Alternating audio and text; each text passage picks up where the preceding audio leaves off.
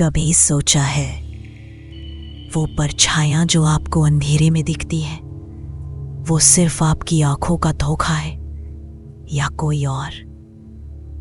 क्या आपने कभी अकेलेपन में किसी के कदमों की आहट सुनी है या किसी दरवाजे के पीछे कोई आपके नाम से फुसफुसाया हो?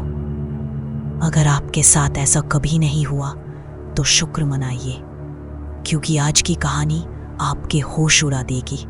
तो तैयार हो जाइए एक और डरावनी यात्रा के लिए, जहां हर परछाई एक रहस्य छुपाए बैठी है।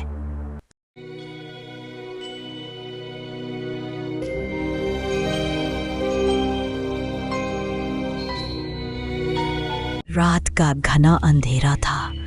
चारों तरफ एक अजीब सी खामोशी पसरी हुई थी। गांव के किनारे एक टूटा फूटा जर्जर मंदिर खड़ा था। लोग कहते थे कि वो मंदिर अब भगवान का नहीं, किसी प्राचीन तांत्रिक की आत्मा का घर बन चुका था। गांव के बड़े बूढ़े बताते थे कि उस तांत्रिक ने वहां अपने प्राणों की बलि दी थी ताकि उसकी आत्मा अमर हो जाए। तब से मंदिर श्रापित हो गया था। लेकिन रवि को ऐसी बातों पर यकीन नहीं था।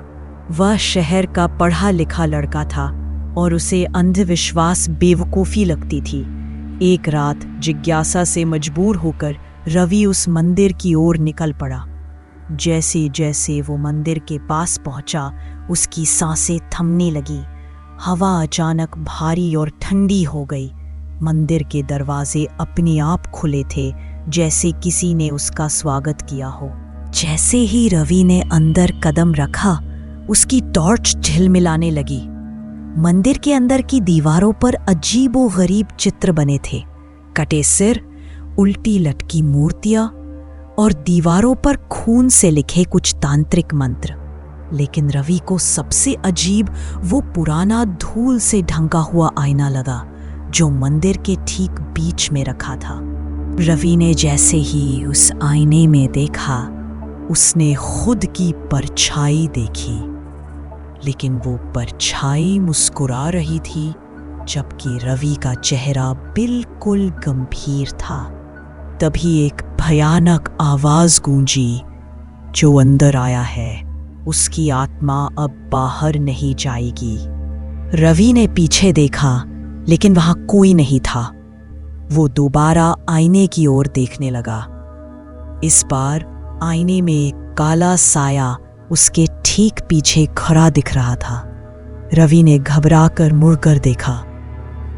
वहां कुछ नहीं था, लेकिन आईने में वो साया अब और पास आ गया था। रवि ने घबराकर मंदिर से बाहर भागने की कोशिश की, लेकिन मंदिर के दरवाजे अपने आप बंद हो चुके थे। तभी दीवारों पर लिखे तांत्रिक मंत्र खुद ब खुद जलने लगे और मंदिर के अंदर एक रहस्यमयी लाल रोशनी भर गई। रवि को ऐसा लगा जैसे उसकी आत्मा शरीर से अलग होकर आईने में कैद होने लगी हो। अचानक रवि को आईने में अपनी एक और परछाई दिखी, लेकिन वो उसकी नहीं थी। वो उसके बचपन की दोस्त नेहा थी, जो सालों पहले इसी मंदिर में लापता हो गई थी। नेहा की आत्मा ने रवि से कहा, ये आईना आत्माएं खींचता है और अंदर कैद कर लेता है। जब कोई नई आत्मा आती है तभी पुरानी मुक्त होती है। रवि समझ गया कि नेहा की आत्मा आजाद होना चाहती थी और अब वो शिकार बन चुका था। अगले दिन गांव वालों ने रवि का मृत शरीर मंदिर के अंदर पाया, लेकिन उसके चेहरे पर एक अजीब मुस्कान थी, ठीक वैसी जैसी आईने में दिखी थी। लोगों ने देखा कि आईने में रवि की आत्मा फंसी थी और अब वो हर आने वाले इंसान को बुला रही थी। रात में जब कोई मंदिर के पास से गुजरता तो आईने से धीमी धीमी आवाज आती, आओ मुझे आजाद करो या अपनी आत्मा मेरे हवाले कर दो।